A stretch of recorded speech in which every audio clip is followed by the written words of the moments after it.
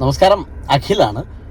നമ്മൾ ലോകമെമ്പാടും യുദ്ധത്തിൻ്റെ ഭീതിയിൽ നടക്കുന്ന സമയത്ത് മലയാളികൾ കുറേ പേര് രേണുസുധിയുടെ പിന്നാലെയാണ്. രേണുസുധിയെ നന്നാക്കാനും രേണുസുധിയുടെ ഫോട്ടോഷൂട്ടിനെ കുറിച്ച് സംസാരിക്കാനും രേണുസുധിയെ നന്നാക്കിയിട്ട് മാത്രമേ ഇനി കേരളം മുന്നോട്ടുള്ളൂ എന്നുള്ള രീതിയിലാണ് കുറേ മനുഷ്യർ. ഇതിനെക്കുറിച്ച് സംസാരിക്കേണ്ട എന്ന് വെച്ച് തന്നെ ഇരുന്നതാണ്.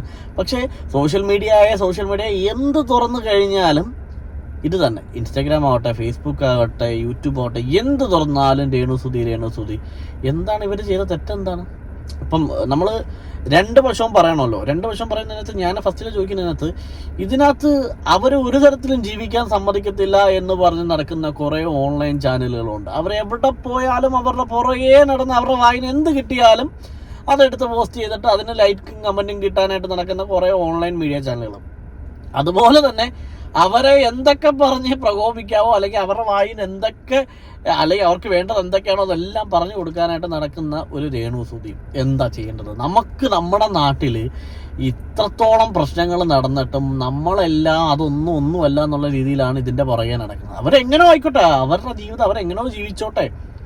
ഈ പറയുന്ന ഓൺലൈൻ മീഡിയ ചാനലുകളോ അല്ലെന്നുണ്ടെങ്കിൽ സോഷ്യൽ മീഡിയയോ ആരെങ്കിലും അവർക്കോ അവരുടെ മക്കൾക്കോ അല്ലെന്നുണ്ടെങ്കിൽ അവരുടെ വീട്ടുകാർക്കോ ചിലവിന് കൊടുക്കുക. സത്യമാണ്. കാരണം എന്ന് വെച്ച് കഴിഞ്ഞാൽ കൊല്ലം സുധി എന്നൊരു കലാകാരൻ്റെ മരണം നമ്മളെ ഏറെ വേദനിപ്പിച്ച ഒരു കാര്യമാണ്. കാരണം എന്ന് വെച്ച് കഴിഞ്ഞാൽ അദ്ദേഹത്തിൻ്റെ മരണവും അദ്ദേഹത്തിൻ്റെ ആ ചിരിക്കുന്ന മുഖവും ഇന്നും മറക്കാത്ത ഒരുപാട് ആൾക്കാരുണ്ട്. കാരണം എന്ന് വെച്ച് കഴിഞ്ഞാൽ വളരെ ചുരുങ്ങിയ സമയം കൊണ്ട് നമ്മുടെ എല്ലാം മനസ്സിൽ ഇടം പിടിക്കുകയും അതുപോലെ തന്നെ നമ്മളെല്ലാം ഏറെ വിഷമിപ്പിക്കുകയും ചെയ്ത ഒരു മരണമായിരുന്നു അത്. അതിനോടനുബന്ധിച്ച് അവരുടെ മരണകാരണങ്ങളും അതിന് പിന്നീട് കുടുംബത്തെക്കുറിച്ച് അറിയുകയും രേണുവിനെ കുറിച്ച് അറിയുകയും അവരുടെ വീട്ടിലെ അവസ്ഥകളെല്ലാം അറിയുന്നപ്പോഴത്തേക്ക് ജനങ്ങളെല്ലാം ഒരു നല്ല കാര്യത്തോട് കൂടിയിട്ട് തന്നെയാണ് ആ സ്ത്രീയെ എല്ലാവരും ഇഷ്ടപ്പെട്ട് തുടങ്ങിയത്. പക്ഷേ ഇന്ന് വരും ദിവസങ്ങളിൽ അവരുടെ വയറ്റുപഴപ്പിന് വേണ്ടിയിട്ടായിരിക്കും അവരെന്ത് കാണിച്ചിട്ടും ജീവിച്ചോട്ടെ, നമുക്കെന്ത് വേണം, അവരെന്തോ ആയിക്കോട്ടെ.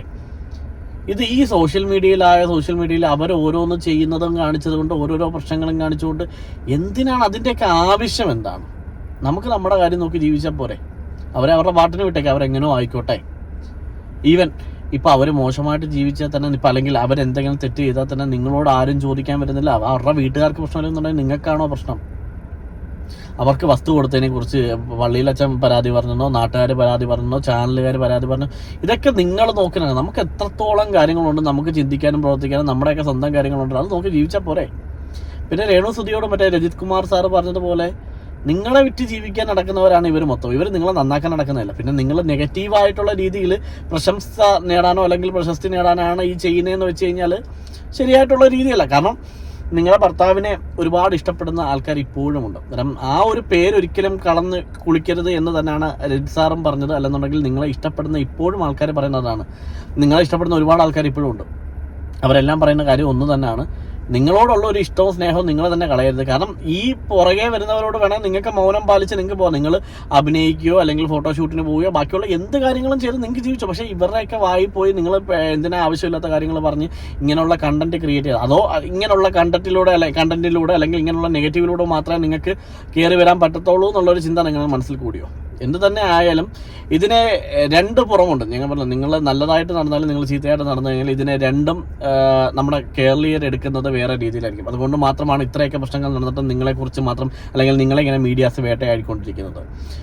എന്തൊക്കെ ചെയ്തു കഴിഞ്ഞാലും നിങ്ങളൊരു കാര്യം ചിന്തിക്കുക, കൊല്ലം സുധി എന്നൊരു നാമത്തിലൂടെ മാത്രമാണ് രേണുസുധിയെ ജനങ്ങൾ അറിഞ്ഞു തുടങ്ങിയത്.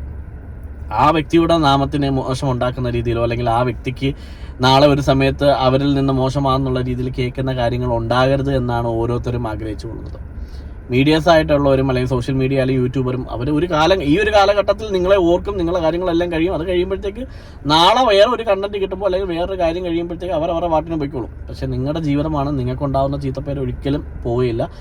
അതുകൊണ്ട് നിങ്ങളിപ്പോൾ തുടരുന്ന കാര്യം നിങ്ങൾക്ക് വേണ്ടി തന്നിരിക്കുക. ഇനി ചെയ്യേണ്ടതെന്ന് വെച്ച് കഴിഞ്ഞാൽ ആവശ്യമില്ലാത്ത ഇൻ്റർവ്യൂസോ കാര്യങ്ങളോ അല്ലെന്നുണ്ടെങ്കിൽ ഇങ്ങനെയുള്ള സോഷ്യൽ മീഡിയ ഓൺലൈൻ ചാനലുകൾക്ക് മുന്നിൽ ആവശ്യമില്ലാതെ വാ തുറക്കാതിരിക്കുക. അതായിരിക്കും നിങ്ങളുടെ മുന്നോട്ടുള്ള ജീവിതത്തിന് നല്ലത്. അല്ലെന്നുണ്ടെങ്കിൽ ഈ കാലം കഴിഞ്ഞു പോകും, നിങ്ങൾ എവിടെയും എത്താതെ പോകും. നിങ്ങളുടെ ഒരു ജീവിതമാണ്, നിങ്ങളുടെ ഒരു കുടുംബമാണ്.